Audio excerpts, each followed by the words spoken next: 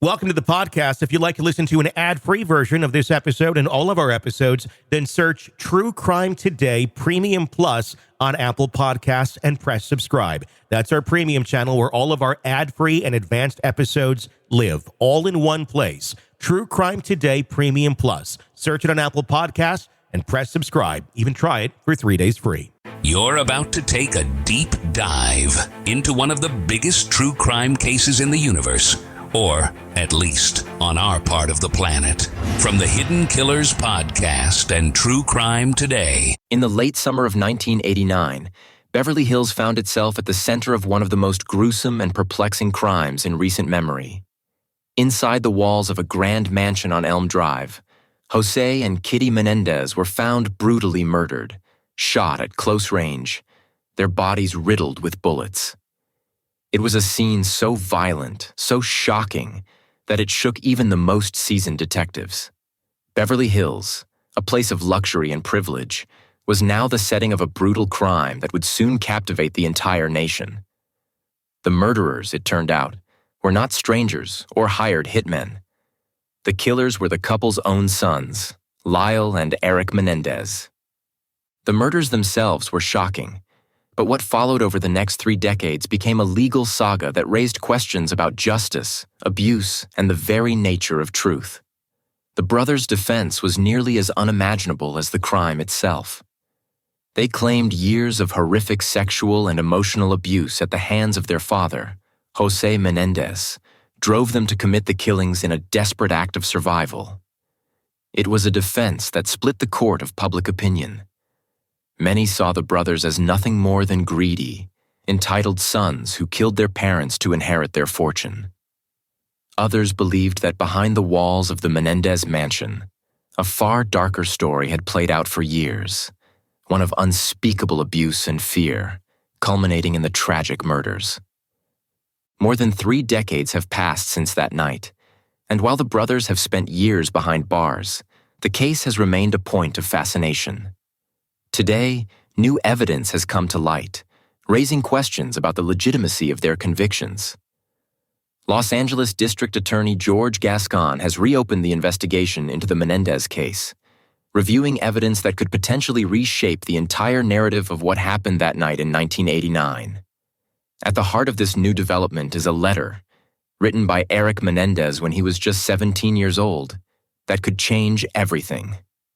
But to understand why this new evidence matters, we have to go back to the beginning, to that fateful night when the lives of the Menendez family were forever altered.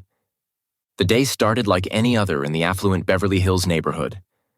The Menendez family appeared to be living the American dream.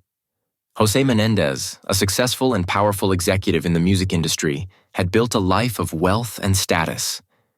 His wife, Kitty, was a former beauty queen, now devoted to her 2 sons, Lyle and Erik. But beneath the surface of this seemingly perfect family was a growing tension, one that would explode in a deadly confrontation. On the evening of August 20th, 1989, Lyle and Erik Menendez entered their family home armed with shotguns. What exactly happened in those moments has been pieced together through court testimony and the brothers' own confessions. The brothers fired repeatedly, killing their parents in a barrage of gunfire. Jose Menendez was shot in the head, and Kitty, attempting to flee, was shot multiple times in the face and chest. For months after the murders, the Menendez brothers lived lavishly, spending money on luxury cars, designer clothes, and expensive trips. They appeared to show no signs of guilt or remorse, fueling speculation that their motive was financial. But when they were arrested in 1990, their defense took an unexpected turn. The brothers admitted to killing their parents, but claimed they did so out of fear. Fear that their father would kill them if they revealed the years of sexual abuse they had endured at his hands. In court, the brothers painted a chilling picture of their childhood. According to their testimony, Jose Menendez was a controlling and abusive man who sexually molested both Lyle and Erik for years. Lyle, the older of the two, testified that the abuse began when he was just 6 years old. Erik, too, described in graphic detail how his father had assaulted him repeatedly throughout his adolescence. They claimed their father's abuse wasn't just physical but psychological as well, with Jose exerting control over every aspect of their lives, even their friendships and relationships. Kitty, they alleged, was aware of the abuse but did nothing to stop it. Instead, she turned a blind eye, more concerned with maintaining the image of a perfect family. The brothers' defense was shocking, but it was also polarizing. Many in the public, and in the courtroom, struggled to reconcile the image of Jose Menendez, the successful businessman, with the monster the brothers described. Prosecutors argued that the brothers had fabricated the allegations of abuse to justify the murders. They pointed out that after killing their parents, Lyle and Erik had gone on a spending spree, indulging in the very lifestyle their father had provided for them. To them, this wasn't a case of abused children lashing out in fear. It was a case of greed. But for those who believed the brothers' story, the Menendez home was a prison. The boys' lavish spending after the murders was seen not as a sign of guilt, but as a desperate attempt to live the lives they had been denied. They were young men, suddenly freed from the grip of an abusive father, now trying to experience life for the first time. The spending, some argued, was not proof of a murder for money, but rather the reckless behavior of traumatized individuals. The first trial ended in a hung jury. Some jurors believed the brothers' story of abuse, while others did not. The case was retried, but this time, the defense was restricted. The judge ruled that the defense could not rely on the abuse excuse as a primary argument. The second trial focused solely on the evidence of murder, with less emphasis on the brothers' claims of abuse. This time, the jury found Lyle and Erik Menendez guilty of first-degree murder. In 1996, they were sentenced to life in prison without the possibility of parole. For many, the Menendez case seemed to end there. The brothers were convicted, justice had been served, and the media circus moved on to the next big trial. But for others, the case never truly ended. Over the years, Lyle and Erik have maintained their claims of abuse, and their story has continued to captivate the public's imagination. Documentaries, books, and even movies have kept the case in the spotlight, each offering new interpretations of what might have happened behind the closed doors of the Menendez mansion. Now, with the emergence of new evidence, the case is once again under scrutiny. Central to this new chapter in the Menendez saga is a letter, written by Erik Menendez when he was just 17 years old. The letter, addressed to his cousin, describes the abuse he was enduring at the hands of his father. For decades, this letter remained hidden, but its recent discovery has led to a renewed interest in the brothers' claims of abuse. Erik's letter, along with the testimony of a former member of the boy band Menudo, who alleges that Jose Menendez sexually assaulted him during the 1980s, has prompted District Attorney George Gascon to reopen the case. At a press conference, Gascon made it clear that his office had an ethical obligation to review the new evidence. He emphasized that no decision had been made about whether the brothers would receive a new trial, but he acknowledged that the evidence raised serious questions. "We are not at this point ready to say that we either believe or do not believe that information," Gascon said. "But we have a moral and ethical obligation to review what is being presented to us and make a determination based on whether this information should have been presented at trial." The decision to reopen the case has been met with both praise and skepticism. Supporters of the brothers argue that this new evidence could change everything. They believe that had the letter been presented during the original trial, the jury might have reached a different verdict. For them, this is an opportunity to correct a miscarriage of justice and finally give Lyle and Erik a chance to tell their full story. But not everyone shares this view. Critics of the brothers argue that reopening the case is unnecessary and dangerous. They point out that the brothers were convicted in a court of law, and that reopening old wounds could do more harm than good. Some family members, like Kitty Menendez's brother Milton Anderson, have expressed outrage at the idea that Lyle and Erik could be released. Anderson has made it clear that he believes the brothers acted out of greed, not fear, and that they deserve to spend the rest of their lives in prison. Yet, The brothers' defense team argues that our understanding of sexual abuse has evolved since the 1990s. Back then, the concept of abuse excuses was controversial, and many jurors may have been less likely to believe the brothers' claims. Today, with a broader understanding of trauma and its long-lasting effects, there is growing recognition that Lyle and Erik's story deserves to be heard in full. The defense team argues that had the jury been presented with the new evidence, the letter, the testimony of the Menudo band member, and other corroborating evidence, the outcome of the trial might have been different. As the case continues to unfold, the Menendez brothers remain in prison, waiting for a decision that could alter the course of their lives. They have spent more than half their lives behind bars, but with each new piece of evidence, the possibility of freedom seems closer. For the brothers and their supporters, this is a chance for redemption. But for those who believe justice was served in 1996, reopening the case feels like an unnecessary and painful chapter in an already tragic story.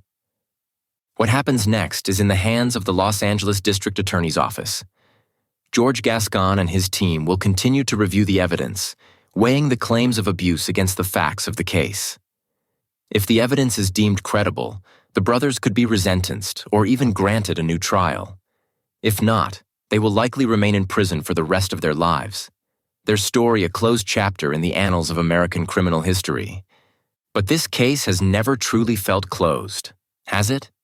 The Menendez brothers saga has lingered in the public consciousness, not only because of the brutal nature of the murders, but because of the unsettling questions that have persisted for years. Were they simply entitled, greedy young men who gunned down their parents for money? Or were they tortured victims of unspeakable abuse, driven to commit an unthinkable act out of sheer desperation? The truth, for many, lies somewhere in the murky middle, where human motives and emotions are complex, contradictory, and difficult to fully comprehend. For years, the narrative of their case was clear-cut. Two wealthy sons wanted access to their parents' fortune, so they plotted and executed the murders of Jose and Kitty Menendez. It was the kind of story that fit neatly into a box, easily digestible by a public eager for a clear sense of right and wrong. But as time passed and as new voices emerged, that story began to unravel. The claims of sexual abuse, long dismissed by many as fabrications to win sympathy, started to gain a different kind of attention. Experts on trauma and abuse began to weigh in, suggesting that the brothers' behavior, even their lavish spending in the wake of the murders, could be understood as the actions of deeply traumatized individuals, finally free from the control of an abusive father. Suddenly, the case became more than just a story of murder. It became a story of the long-lasting effects of abuse, the ways it can twist and warp the human psyche, and the lengths to which some will go to escape it. The letter written by Erik Menendez at 17 is particularly haunting. In it, he described the fear he lived with daily, the constant abuse by his father, and his sense of hopelessness. For those who have read it, the letter is a cry for help that never arrived. It paints a picture of a boy trapped in a life he couldn't control, one whose only escape was through violence. The letter is crucial because it was written before the murders, offering what some see as irrefutable proof that the brothers were, indeed, victims of abuse. But this letter, like much of the evidence in this case, is complicated. Skeptics argue that it could have been a calculated move, part of a broader plan to create a defense for the murders. After all, the Menendez brothers were nothing if not strategic. They tried to cover their tracks after the murders, giving false statements to police and attempting to manipulate public perception of the crime. Could the letter be just another piece of that manipulation? And then there's the testimony of the former Menudo band member, who has come forward with allegations that Jose Menendez sexually assaulted him in the 1980s. His claims add a chilling layer to the brothers' defense. If true, they suggest that Jose's abusive behavior extended beyond his immediate family, that he was a predator who used his power and influence to victimize others. But as with the letter, this testimony raises more questions than it answers. Why is it only coming to light now, decades after the fact? What motive, if any, could the former band member have for coming forward? Is it possible that this is an attempt to align himself with a high-profile case and gain attention? The questions surrounding the Menendez case are endless, and every new piece of evidence only seems to deepen the mystery. That's why the decision made by George Gascon and the Los Angeles District Attorney's Office is so critical. This isn't just about whether or not the brothers deserve a new trial. It's about how we, as a society, understand abuse, trauma, and justice. The Menendez brothers have spent nearly 30 years in prison, paying the price for the murders of their parents. But as our understanding of abuse has evolved, so too has our understanding of their case. In the 1990s, the idea that two young men could be driven to kill by years of abuse was difficult for many to accept. Today, after decades of research into trauma and its effects, that idea doesn't seem so far-fetched. For some, the brothers are victims who deserve a second chance at freedom. For others, they are cold-blooded killers who should never see the light of day again. The public's fascination with the Menendez brothers isn't just about the brutal nature of the crime. It's about the questions their case raises. How do we balance the need for justice with the understanding that abuse can fundamentally change a person? Can we hold someone accountable for their actions while also acknowledging the circumstances that may have led them to those actions? And most importantly, is it ever too late to right a potential wrong? As the Menendez case heads back to court, these are the questions that will be at the forefront of the proceedings. The new evidence, if deemed credible, could lead to a resentencing or even a retrial for the brothers. But whether or not they walk free, the Menendez case will continue to be a symbol of the complexities of justice in cases of abuse. As the legal process unfolds, the brothers will remain behind bars, waiting for a decision that could change their lives forever. For some, the possibility of their release is a sign of progress, proof that our legal system can adapt to new understandings of trauma and abuse. For others, it is a travesty of justice, an attempt to rewrite history and absolve two men of a crime they committed in cold blood. Whatever the outcome, one thing is certain. The Menendez brothers' story is far from over. Decades after they were convicted of murder, their case continues to captivate the public's imagination, raising questions about justice, abuse, and the human capacity for both violence and survival. And as new evidence emerges, we are reminded that the truth is never as simple as it seems. In the coming months, the courts will decide whether the Menendez brothers deserve a new trial or a reduced sentence. But for those who have followed the case for years, the real question is whether justice, true justice, has ever been served. And as we wait for that answer, we are left to grapple with the same unsettling question that has haunted this case from the beginning. How much of what happened behind the closed doors of the Menendez mansion do we really know? In a world where the darkest secrets lie just beneath the surface. So they said it was an accident, but the evidence says otherwise. Where hidden killers roam, unnoticed, in the shadows. I think you would definitely be looking at a blend of toxic, very bad narcissistic personality traits, and they will be vengeful and possibly resort to violence. Join Tony Bruschi as he uncovers the truth behind the most chilling cases. They said it was an accident, but the evidence clearly says otherwise. Each episode, we dig deep into the minds of those who commit the unthinkable. To your point on narcissism, he thinks in his own mind how witty he is. Yeah. But he lost that jury. I was done with him in 2 minutes. From unsolved mysteries to infamous crimes. Geez, you've just talked about how you've taught yourself how to do everything under the sun. I bet you did a YouTube video, how to best kill somebody with a knife. Hidden Killers with Tony Bruschi takes you where few dare to go. How does someone with such a dark secret go unnoticed for so long? With multiple new episodes every single day. We're not just telling stories, we're seeking justice. Listen now on Apple Podcasts or wherever you get your podcasts. Just search for Hidden Killers with Tony Bruschi.